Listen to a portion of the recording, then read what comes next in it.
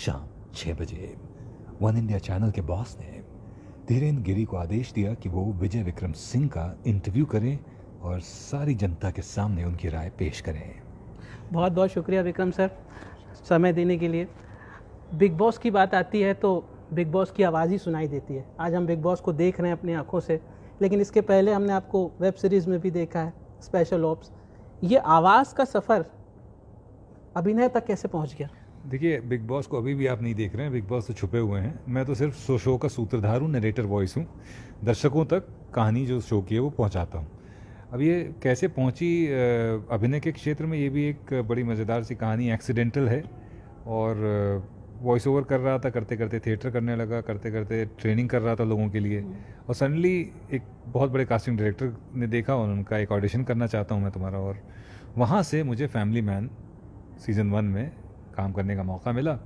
जब काम किया तब एहसास हुआ कि अरे एक अभिनेता छुपा हुआ था अंदर।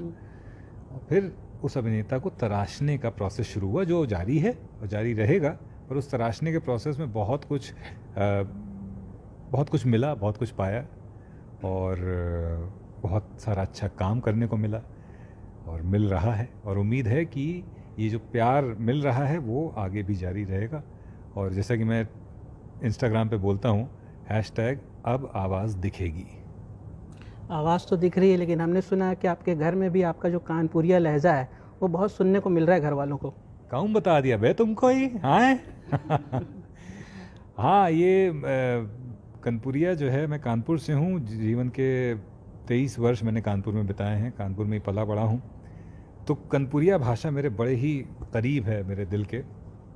और मैं एक तो उस भाषा के प्रेम के प्रति वो घर में कभी कभी मैं बात करता हूँ, हालांकि घर वाले बड़ा गुस्सा करते हैं, नॉर्मल बात करो। क्योंकि मेरी वाइफ जयपुर से, उनको कानपुरिया लहजा उतना पसंद नहीं आता है। क्योंकि कानपुरिया लहजे में एक और चीज़ है कि आपको पता ही होगा कि कुछ अलंकृत भाषा है वो, कई तरह के अलग अलग अलंकार उसमें यूज़ किए जाते हैं। तो वो अलंकार उनको बिल्कुल नहीं पसंद आते हैं।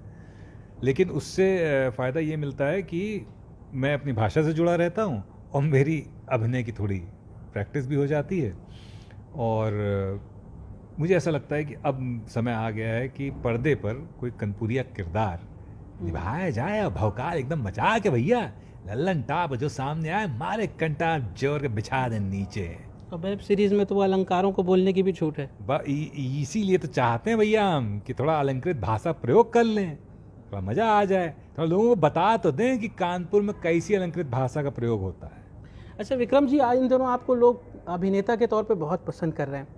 आपकी आवाज़ हर कोई सुनना चाहता है, सुनता है। आप जहाँ भी जाते हैं लोग आपसे बिग बॉस की बातें करते हैं।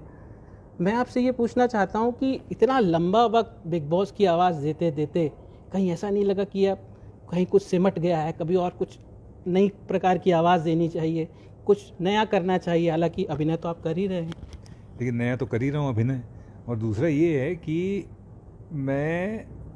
आप पता नहीं कितने लोगों को पता है, मैं हिंदुस्तान के जितने भी बड़े रियलिटी शोज़ हैं सब में सूत्रधार रह चुका हूँ और कर रहा हूँ। जैसे इस समय भी इंडियन आइडल में मैं आवाज़ दे रहा हूँ, अभी फियर फैक्टर ख़त्म हुआ उसमें मेरी आवाज़ थी, सुपर डांसर, सुपरस्टार सिंगर, उनमें मेरी आवाज़ थी। मास्टर शेफ़ के कई सीज़न में कर चुका हूँ पहले। और अभी सारेगामा लिटिल चैम्प्स कल लॉन्च हो रहा है, उसमें मेरी आवाज़ है। तो भांति भांति के काम मैं कर रहा हूँ। फ़र्क सिर्फ इतना है कि पहचान एक ही शो से मिली हुई है, या लोग एक ही शो के बारे में जानते हैं। बाकी शोज़ के बारे में लोग नहीं जानते कि जब एक कंटेस्टेंट सिंगिंग रियलिटी शो में उसकी कहानी बताई जाती है तो वो आवाज़ मेरी ही होती है। कस्बों में, देहातों में, घरों में, कहीं पे भी बात होती है ना सर, तो लोग कहते हैं ना कि यार तुम्हारी आवाज़ बहुत अच्छी है। इसका एक ही मायना निकाल लेते हैं लोग, यार गाता बहुत अच्छा है। तो क्या आप गाते भी बहुत अच्छी है इतनी सी आवाज़? हाँ, कोई अगर कनपट्टी पे सर बंदूक लगा कह दे कि गा दो, तो हम कहेंगे गोली मार दो भैया, गाना ना हो पाएगा। बिल्कुल ऐसा नहीं है कि आवाज़ अच्छी हो तो गा भी सकते हैं। मेरा गाने से दूर दूर तक कोई रिश्ता नहीं है। लेकिन हाँ, और जब मेरे को ये बात पता चली थी कि मेरी आवाज़ अच्छी है तो मेरा भी रिस्पॉन्स पहला यही था कि नहीं भैया हम गा नहीं पाते हैं। तो उन्होंने कहा नहीं, गाने के अलावा भी बहुत कुछ होता है। तब हमें पता चला कि अच्छा ये एक इंडस्ट्री है, ये एक रोज़गार का माध्यम है। तो मैं आपके चैनल के माध्यम से लोगों को ये बताना चाहूँगा कि अगर आवाज़ अच्छी है और आप नहीं भी गा सकते हैं तो बहुत सारा काम है जो आप कर सकते हैं, जैसे डबिंग है, जैसे वॉइस ओवर है, जैसे रेडियो जॉकिंग है। आजकल स्टोरियाँ, कहानियाँ जो हैं, स्टोरीज़, कहानियाँ, वो ऑडियो बुक के फॉर्म में आ रही हैं। तो अगर आपकी आवाज़ अच्छी है तो वो एक बहुत बड़ा मार्केट है। तो अगर आवाज़ अच्छी है तो उस पर काम करिए, काम बहुत सारा है करने के लिए। अच्छा विक्रम जी, एक लंबे वक्त हम बोलते हैं ना हमेशा कि एक लंबा किरदार निभाते निभाते इंसान उसमें डूब जाता है, जैसे हमने कई कलाकारों के इंटरव्यूज़ में सुना है, निकल नहीं पाते उस चीज़ से बाहर। बिग बॉस से बाहर निकलने में कोई दिक्कत हुई या कभी ऐसा लगा कि भाई इसके चक्कर में मेरी खुद की जो आवाज़ है वो क्या है? नहीं लगा ऐसा, क्योंकि जब आप ये शो सिर्फ 3.5 महीने करते हैं, एक स्क्रिप्ट आती है, उसको बोलना होता है, उसको एक बेस में एक लो नोट में बोलना होता है, तो वो मैं आराम से बोल देता हूँ और दोपहर 12 बजा देता हूँ, और फिर जब निकलना होता है तो निकल जाते हैं। तो अब बड़ा आसान हो गया उसमें, मतलब मैं फंस नहीं रहा हूँ और शायद जो थिएटर की ट्रेनिंग करी मैंने, उसने इसमें बड़ी मदद करी मेरी। एक सवाल सर अमूमन हर इंटरव्यूज़ में पूछे जाते हैं इंस्पिरेशन वाले, मैं भी पूछ लेता हूँ क्योंकि वो है, इस ज़रूरी है आपसे पूछना। 29 की एज, फिर सडन कैरियर चेंज करना और सफल भी हो जाना। लोग तो बहुत जल्दी थक जाते हैं, 18 साल 19 साल में बच्चे सोच लेते हैं कि अब तो कॉमर्स पढ़ लिया, मतलब मैं आगे कुछ नहीं कर सकता, अब सीए ही बनना पड़ेगा। इंस्पिरेशन आप अगर पूछें तो इस इंडस्ट्री में आने की इंस्पिरेशन मैं खुद था, और वो एक जो खुशी मिली मुझे वो काम करके, वो मेरे लिए इंस्पिरेशन बन गई। अच्छा, मैं आपको ईमानदारी से बता रहा हूँ, क्योंकि जब मुझे पता ही नहीं कि वॉइस ओवर एक करियर हो सकता है, तो उसमें मैं इंस्पिरेशन ढूंढ ही नहीं सकता। मुझे पता ही नहीं हो, तो मैंने फिर ढूंढा कि कौन आर्टिस्ट हैं, कौन लोग ये काम कर रहे हैं। तो इंस्पायर तो मैं इस बात से हुआ कि इस काम में मुझे बड़ा मज़ा आया। 29 साल की उम्र में पहली बार ऐसा लगा कि यार ये है, ये करना चाहिए मुझे। तो आई थिंक वो इंस्पिरेशन, वो एक डिस्कवरी जो थी, वही मेरे लिए इंस्पिरेशन बन गई कि कोई नई चीज़ है जिसमें मुझे मज़ा आ रहा है, चलो कुछ करके देखते हैं। और दूसरा ये भी था कि मैं उस उम्र तक सफल नहीं हुआ था किसी भी एंडेवर में, तो शायद वो सफलता की भूख जो थी, उसने मुझसे वो मेहनत करा ली, और उसने मुझसे वो बुरे वक्त को, या जो एक कठिन दौर होता है, जब आप कोई भी जो स्ट्रगल फेज होता है, उसको पार करने में मदद करी। वो एक the hunger to succeed, because I hadn't succeeded till the age of 29। जो भी मैं करना चाहता था मैं कभी नहीं कर पाया।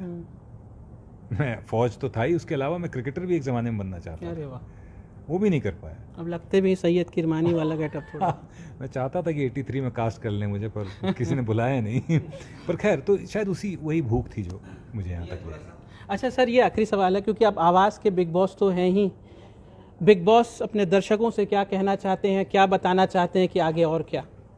आगे देखिए, बिग बॉस में होगा धमाल। तो धमाल होता रहता है बिग बॉस में, होगा। और हमारे करियर में भी बहुत कुछ धमाल होना है, हो रहा है। अगले 6 महीने में बहुत सारी चीज़ें हैं जो लाइंड अप हैं। तो #अब आवाज़ दिखेगी, और सुनाई तो दे ही रही है, अब आवाज़ दिखेगी और बहुत दिखेगी। शुक्रिया sir, thank you so much. तो देखिए, बड़ी अच्छी बातें हुई बिग बॉस से। बिग बॉस को तो आप जानते ही हैं, बिग बॉस को आपने देख भी लिया, और जैसा कह रहे हैं ना, अब आवाज़ सुनाई नहीं देगी, दिखाई भी देगी। तो एंजॉय कीजिए विक्रम जी को आने वाले समय में, सिनेमा के पर्दे पर भी और आवाज़ पर भी। वन इंडिया के लिए रायपुर से मैं धीरेन्द्र गिरी गोस्वामी।